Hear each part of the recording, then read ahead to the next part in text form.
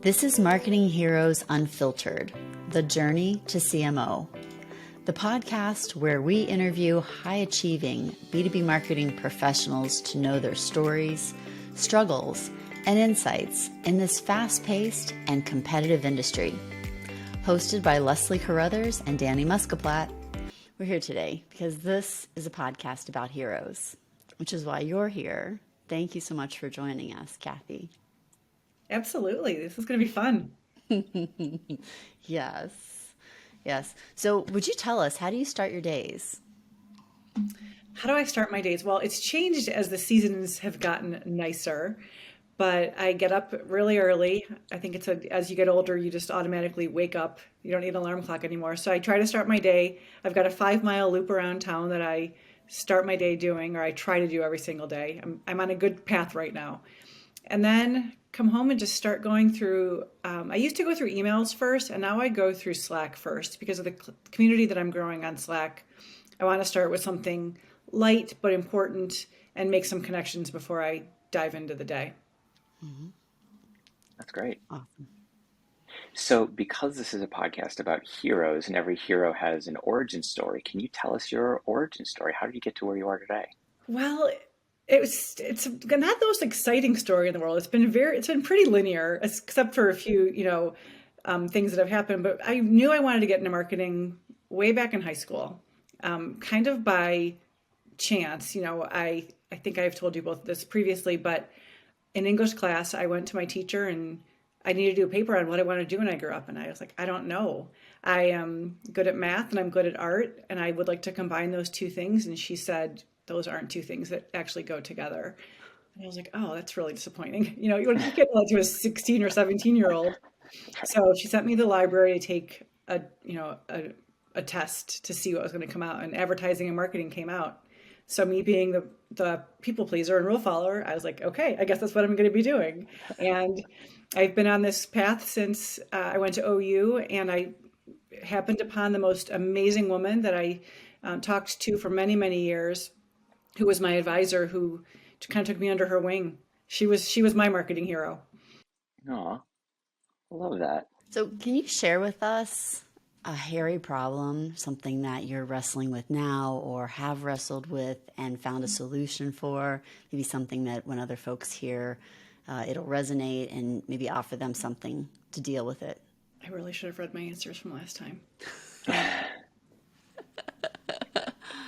All good. If you want to grab your notes, you're welcome to. We have some time, but you'll be great. We You'll could just be go great. back I'm and not watch the worried about it. recording of the first time, and then oh, wait. No, I can't do that.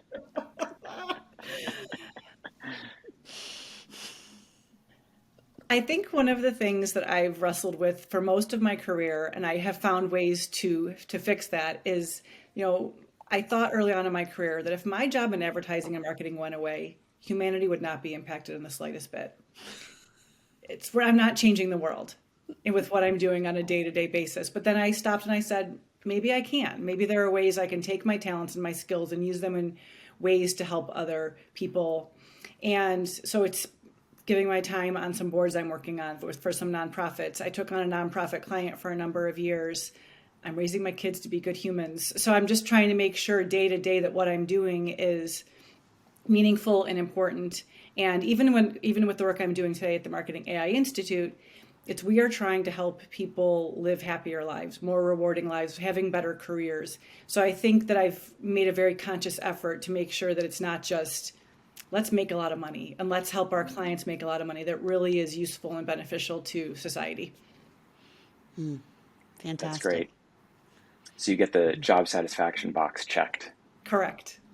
That's fantastic. One of the And I things think, that a lot of what I'm doing today with building our communities is, that's just a very, touchy-feely, like warm and fuzzy, but that really is meaningful to me. And truthfully, that builds sales. I'm making these relationships, so when they're ready to take action and make a purchase or come to our event because we're all going to be together, I know that's making a difference. And I know that that part of it is a business strategy, even if I'm not doing it for the ultimate dollar sign. You know what I mean? Yeah, for sure. Absolutely. And I know from speaking with you, in the past that you're really great at looking at systems and processes and doing time studies and looking for, in this case, and we've got you here, I'd be remiss not to ask, how are you using artificial intelligence, AI, to streamline your workflows and processes and get more done? You're on the hot seat. You were thankfully not just dumped into it. You've been with the company for a while, with the Institute for a while. So looking for use cases and talking with people about how they're using it. But I'd love to get just firsthand from you where you found you can leverage this, especially in a time when you're really drinking from the fire hose in terms of AI. Everybody's watching now. Everybody's right. Yeah. So I learned about the company, many years ago, like 2016, as they were just getting started. And in 2019, I came to the event as an attendee. I was not working for the company. And I like to think of myself as like, I'm a team member, but I'm also a customer. Everything that we're doing, I'm trying to apply to my job.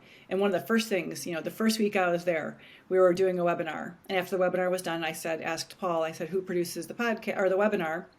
He said, you. And I was like, fantastic. Oh. I don't know how to do that. So he said, go on to this website, descript.com, and it's super easy. They use AI to help you with some things. So it filled a knowledge gap for me. And I'm down the just Descript rabbit hole where I am spending hours of my week in this platform doing so many things, from transcriptions, which is AI, editing videos using words and not the video itself. That's AI, adjusting the sound, all these different things I'm doing. If you look at our podcast, our whole process from pre-planning that Mike on our team does all the way through the production of it, the distribution of it, for blog posts, social shares, snippet videos, all the things, you know this with podcasting. It's not just the hour that you're recording. It's there's so many things you need to do to get it out there. It could be the best podcast in the world, but if no one sees it, no one sees it. Yeah. So it's spending so much time doing all these things. So if you took all the AI out of what we're doing, it would take us about 20 hours a week to do this good content that we would like to put out there. And so I'm down to 2.5 hours a week that I'm spending doing this, using all these different tools. And there's tools that can even cut the video snippets for me, that it's analyzing the text and saying, we think this is a good summarization, a good 30-second soundbite, and it cuts it for you. I was like, well, that saves me a lot of time. So there are, the stuff we love doing, the interviewing, the talking, the strategizing about the episode, that's something that AI can't replace. All the extra stuff, maybe you love it. Maybe you love editing videos. Maybe you love doing the, cutting things in iMovie or whatever tool you're using. Awesome. Then don't use the tools. I don't enjoy doing that. I don't, and again, it's the time savings. Not that I don't enjoy doing it, but there's so many other things I could be doing with my time. So it's just reinvesting that time into other things and using the AI tools. So that's my best example I have and the most tangible example I have. But I use that across the board with other things, whether it's writing copy for our event. I'm using another tool for that. And I love the way that it's able to take what I want to say and put it into different words. And I've been A/B testing to say, is the Cathy voice resonating more with our customers, or is the AI voice that Cathy has tweaked, because I'm not using anything verbatim, is that resonating better? And let's make sure that I'm using, what's the best use of my time. And all things equal, if we're getting the same conversions from the AI versus me, well, I guess just use the AI tool because it's going to save me some time, Nice. Yeah. And when there are some things I haven't loved too, so it's just we're at that stage where we just keep testing and iterating and moving on if something's not working. Yeah. And when you say Paul and Mike, you mean Paul Raitzer and Mike Kaput. I do. Yeah, just for folks who may not be as intimately. Yeah, Paul Raitzer is our CEO and Mike Kaput is our Chief Content Officer. Yeah, and I would be in so much trouble if I let you off the hook of not mentioning the names of these tools as people are listening.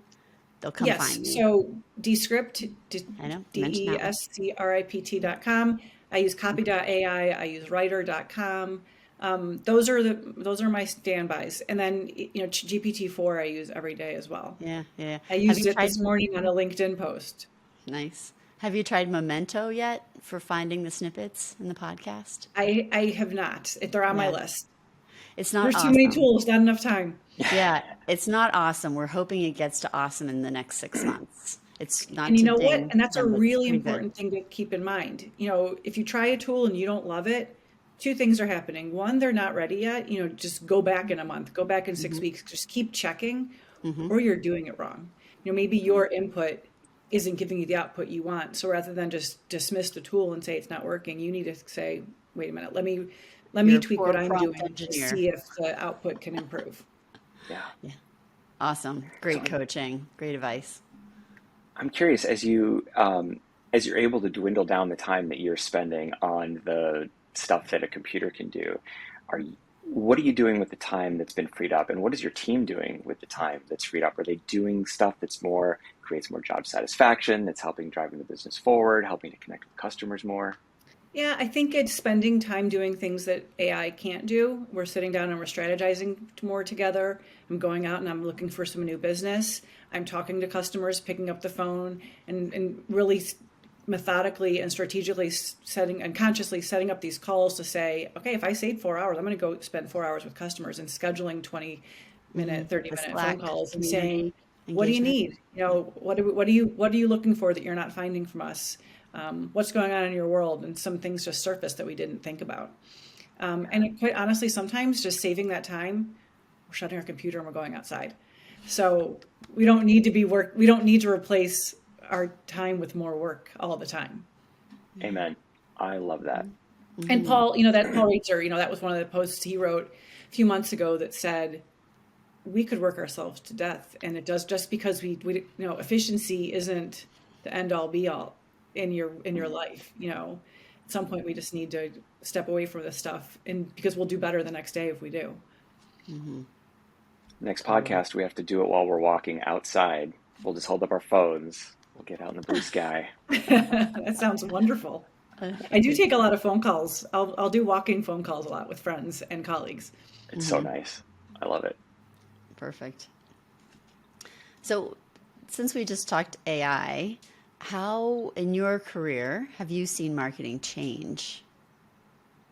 Besides When the I most first obvious started, recent. yeah, this makes me sound like I've been around forever, and I have. When I first started in marketing, our goal was, how much TV could we be on? How many rating points could we get on a local TV buy or a national TV buy? And once that was set, it was non-cancelable in many instances. You spent hours and hours of hours in a studio producing a TV commercial. I did a lot of food in a lot of restaurants, so it was a lot of food styling and all these things. And it was like a fun day, but also exhausting. And once that commercial was done, you spent a ton of money on that, and it was, kind of cross your fingers, and you really can't measure it very well. And now it's like, let's test something. And it doesn't work. All right, stop that. Let's do something else. So we're not locked into these big decisions anymore. I mean, and sometimes you are, depending on, we're a very small company. We can pivot very quickly. We don't have huge, large marketing budgets. But I think some of the bigger brands who are spending some of their money on digital and doing other things, they're able to experiment. They're able to not get locked into that one channel. And speaking of channels, when I started, it was TV, radio, print, outdoor, direct mail. And now it's like we have so many choices. So it's become a fun challenge to figure out where to put your marketing efforts. Yeah. And are you finding that you have the data you need to be successful, to do personalization, to modify your channels, all that stuff? Yeah, and I think I remember the time when we're like, we just need more data. We need more data. And now it's like, we have so much data. What do we do with it? How do we use it the right way? And that's one of the benefits of some of these AI tools that I have not delved into too deeply yet. But some of these tools can analyze data at a speed humans will never be able to replicate. So can it analyze it for us faster? Can it synthesize it for us faster? Can it find some things that we might not have been able to find? Or can it just give us the results faster? Honestly. So we can do that. So we can do the things. So we can spend the time making things better, making things more exciting, and using our creative minds. Now it's like, okay, how can we personalize this experience? And a lot of these AI tools, we could say, okay, let's create a list that someone visited our website last month, someone hasn't been on in 6 months, someone, they're elapsed, they have not been on the website for a long time. So let's send them 3 separate emails. And we have to create the lists, we have to create the copy, we have to go in and build those emails. And with a lot of these tools, you just set the rules and it just goes. So you're Incredible. still doing the stuff. You're just not having to do all the tedious stuff. And it's hard. We talk about this and we preach this, and we're still, trying to do all this internally as well. So I take it you don't have a fear that machines are going to take over the world. We're not going to end up in the Matrix. I don't think so. I hope not. Okay. I do not. So that said, what is your fear? What keeps you up at night? What do you think about as you're falling asleep? You know what? I nothing keeps me up at night, I have to say. The world could be crumbling around me and I'll be like, I'll be back in 7 hours. So I'm a good sleeper. But I just want to make sure that we're doing the right things with, we have a responsibility right now with AI, just to make sure that we're telling stories and we're setting people in the right direction, and that the technology that we're suggesting and recommending in these paths telling people to take, that we need to make sure that we're doing the right thing. And I can tell you that if there was something we've been preaching for 5 years and then all of a sudden we're like, oh my gosh, we would 100% stop, and we would shift it, even if money was on the line. There are more marketers out there in the world than there are more good marketers out there in the world than there are bad. And I think we have a responsibility to make this do the right thing. And there are some things I worry about. The political, the election worries me, with synthetic voices, synthetic videos, all these things, and educating the general public who don't know that the deep fakes are a thing. So that's really scary. So then that's like, oh my gosh, what is AI doing? But then I think I'm using it to write tweets for me. So it does balance it, saying the way I'm using it is the right way. But we just need to make sure that we keep pushing the industry to keep using it the right way. Any thoughts on the calls to slow down AI development, to handle legislation, set up some boundaries, set some rules? Any thoughts about that? What are you all thinking about this at the Marketing AI Institute? That's really far out of my league and my comfort zone on speaking on. But, I do know that we internally wrote a responsible AI manifesto that we're talking about all the things that things are going to be stuck in the court system for a long, long time. So what can we be doing to make sure that what we're doing is ethical and responsible? And we're sending it out. We put it under Creative Commons so people can go on our website, take it verbatim, and use it for their own company. It's things like partnering with the right people, doing the right thing, even if what you're doing technically right now is legal, and just being that good person, like I said. And then, we're following the court system. We're following what's happening in the courts very seriously. Paul and Mike talk about it on the podcast. They're able to take all these news stories, which I love, because every day you're like, oh my gosh, now what happened? Now what happened? There's so many different things. So listening to the podcast, they can take, 3 big news stories and then a handful of other just rapid fire topics to go through. And they break it down and say, here's what it is, here's what it means, and here's what it means for marketers, and here's what you can do about it. And it just takes, like I said, hours and hours and hours of reading down to a 60-minute podcast that we can listen to and say, okay, level set it a little bit and just kind of put us at ease on what's happening. No, that's fantastic. And I love that. Gives me something to hang on to. Be a model citizen, right? Think about it and be responsible. Yeah, because it seems like we're just on this runaway train if you get into that mode of thinking, and yeah, it gets overwhelming really fast. I actually was talking to someone this morning about, you mentioned the pause, and how do you put that genie back in the bottle? Like, it's out. Yeah. And even the people, Sam Altman said, you can't stop it. It's out there too much. Yeah. Plus, it's going to most hurt the small guys that are out there trying to innovate, guys and gals. Yeah. Absolutely. Well, thanks for I get that was a big question. Thanks for taking it on. So we talked about how much marketing has changed just in your career, from billboards to all things digital and all the data. What advice do you have for the next generation of marketers? I would say just have a big enthusiasm for all that's happening, and don't be afraid of it. These young adults that are coming out of school that have been in careers for a couple of years, they're excited. They know this stuff way better than we do. They're digital natives. They were born with technology, and they get it. So they're not afraid. They don't have a fear for a lot of the things that we're like, okay, what does this mean? They want to jump in. So I've got a daughter who's a recent college grad. I'm like, be the person in your company who just goes and tries new things. and go to your teams, make sure that what you're doing, if you're in a regulated industry, don't throw your data into one of these tools, make sure you're following the right steps and protocols, but go to your team and say, I tried this and it saved me this much time. This is something we'd consider using. And you don't need to be 20 years in your career to be the thought leader at your company.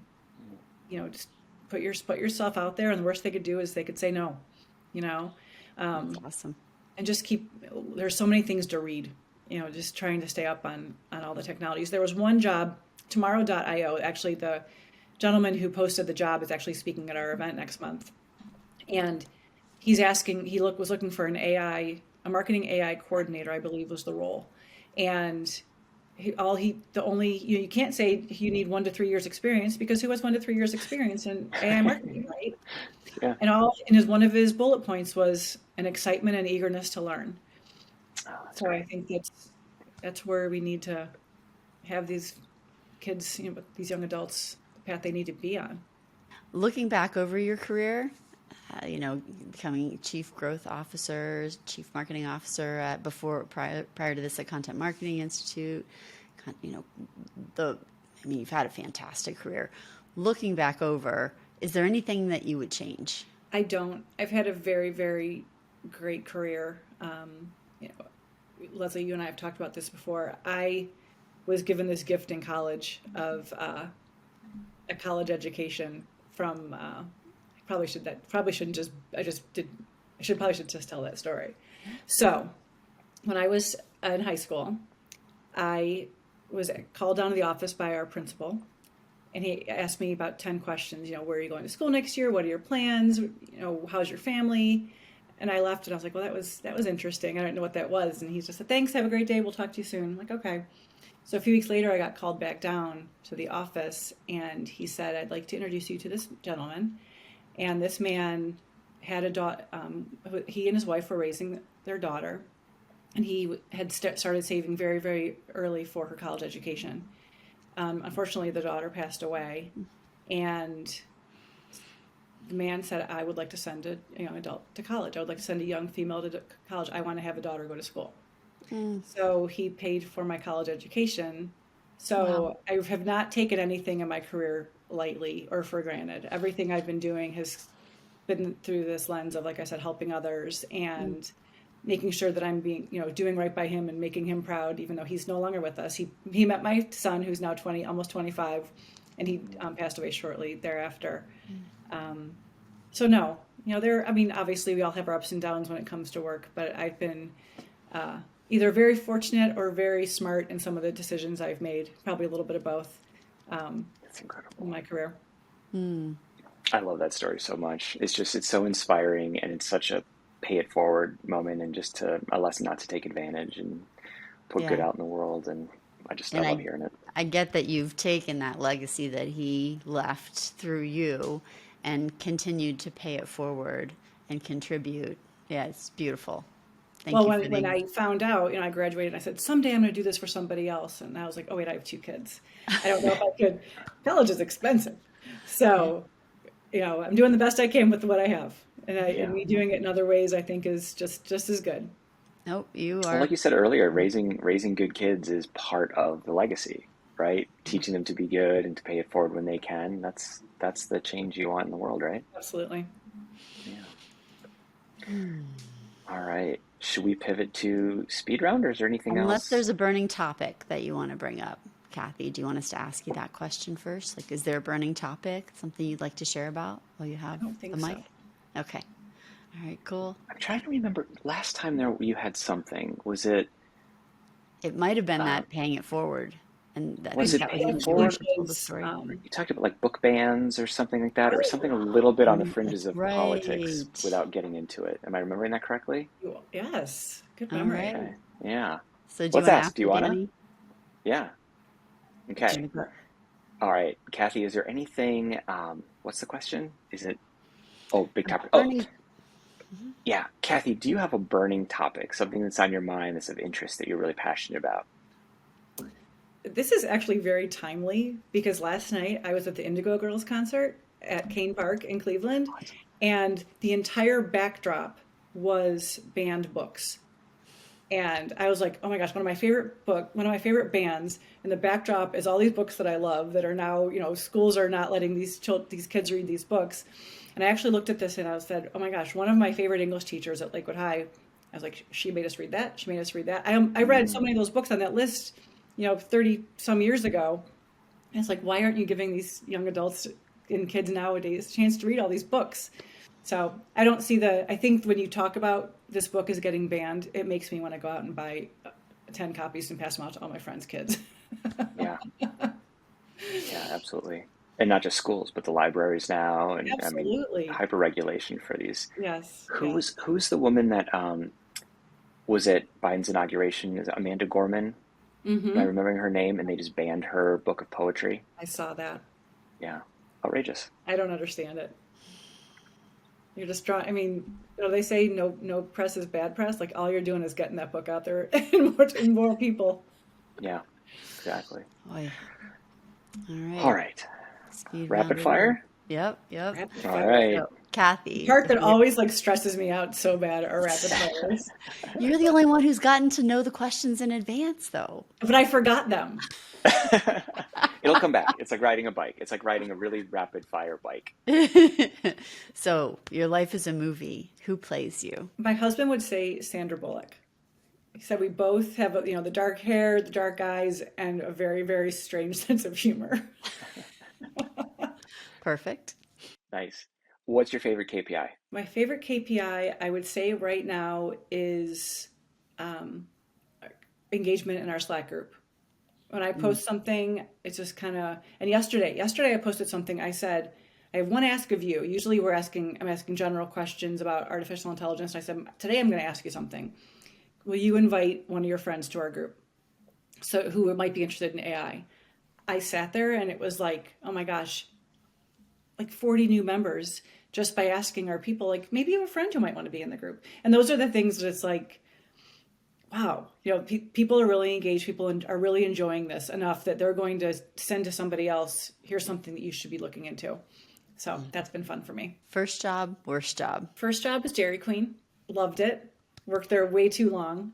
At one point, he said, "Do you want to drop out of college and just manage?" And I said, "I think I might need to put my 2-week notice in. It might be time for me to leave." But that was a wonderful job.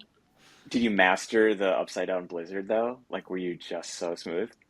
That was not in our day. That seems to No. be a newer Oh, that was Dairy Queen. after your generation. Okay. It was after my time.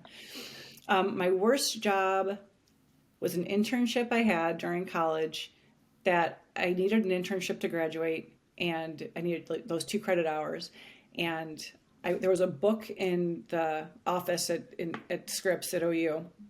And I flipped through and I found one that was in Cleveland, ripped it out, called the guy, and I said, I'll do this, this, and this, and this. And he's like, great, no pay. I was like, fine.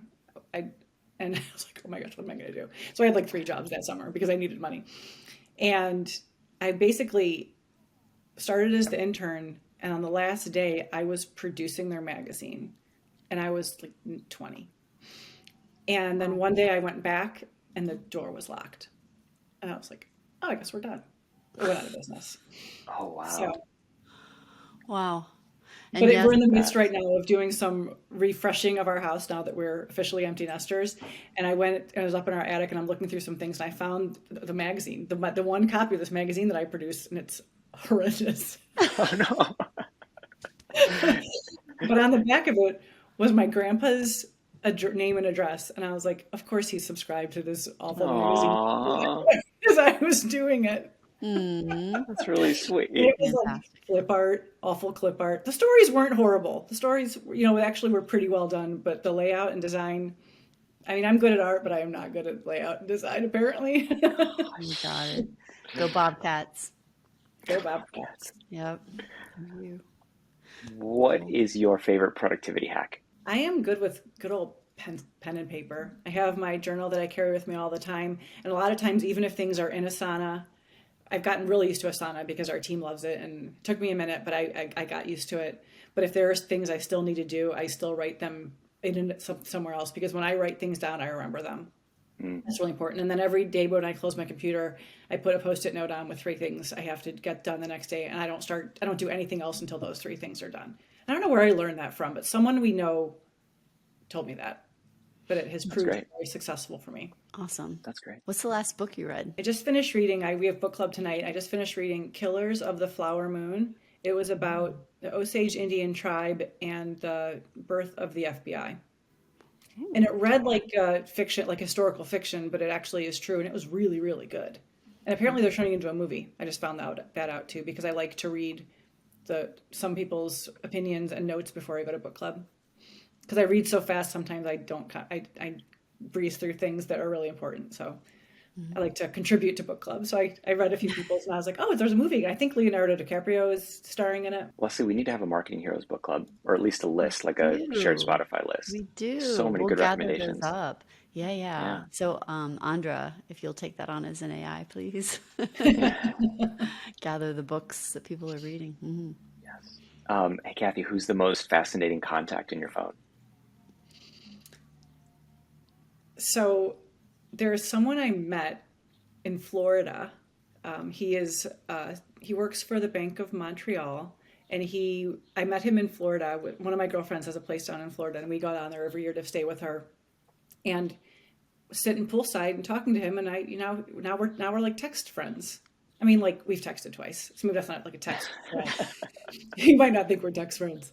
So that's a really good one. But then I think about, people that I think are just like my buddies, like Andy Crestadina, Jay Bear, Carla Johnson, all these people that I'm like, oh, Leslie and I were talking, and she's like, those are big people if they're in your phone. And I was like, oh, but they're just my friends. I mean, yes, they're amazing, amazing, amazing. But I've been very lucky to meet some really cool people through my past few roles. That's great. Cool. So if you could be famous for one thing, what would it be? Well, now I'm just going to get funny. My pickleball skills. Nice. Did I tell you that I'm like obsessed with pickleball? Oh my gosh. Yeah. I spend when my husband's like, this is becoming a problem. Like for how long? Is this new? I've been playing for a few years, but Okay. we had tickets to the Guardians game last Friday night, and the game started at 7:05 normal baseball time, and I was like, I have pickleball till 6. So if I get home and I change really fast, so we were 15 minutes late to the game, and he was like, this pickleball's infringing on things. You're gonna need an intervention. I know, but like all my friends are playing, so it's like it's like social time too. Oh my gosh. So, but it's become really fun, and I've got a little competitiveness in me, so I've gotten That's a little great. better. I'm supposed to play for the first time on Monday, and I meant to ask you, what do you wear to play Oh my pickleball? gosh, I mean, yoga pants, tennis skirt, shorts, doesn't matter. Okay, cool. I love it. Is there something that you've always dreamed of doing but haven't yet done? Yeah, just growing up in a really big family and getting married when I was 24 and having kids, right after, I really have not traveled anywhere. But I do have my first trip scheduled to Italy in November. So hopefully that's the beginning of a nice streak of doing some travel around the world and Yes. experiencing the world. And then saying to myself, why did I wait so long to do this? Of course. Well, we're Exciting. going in September. We're stopping by Italy, so you and I are gonna have to compare notes after. Yes, absolutely. And if you have any tips, because I'm not going till November, so you'll have to tell me if there's any can't miss I place. will for sure. So where are you going? We're doing Florence, Naples, Sicily, Venice. We are doing Tuscany Oh, and Rome. Okay. and Rome. Okay. See, I don't even know. Yeah. This is all new to me. Thankfully, I'm going with well-traveled friends. All right. Very cool. Well, I will tell you about Rome, and we'll compare notes after you go. Amazing. Cool. What's the best compliment you've ever gotten? I don't take them well, so I don't know if I keep track of what compliments I receive. I've been told I'm a really good friend, that I'm very dependable. One of my friends, I think I did tell you this, Leslie. One of my friends said, my maiden name is Harlan, and he's like, Harlan, you always show up. And I think that's what I try to do.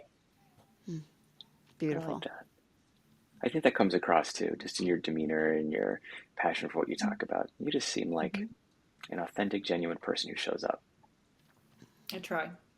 Cathy, Not always. It doesn't always work out, but I try. Well, Of course. you're the real deal. I can vouch for you. Describe yourself in 5 words. I don't talk about myself. That's probably me. I can market anything except myself. I'm horrible at marketing myself. That's probably it in a nutshell.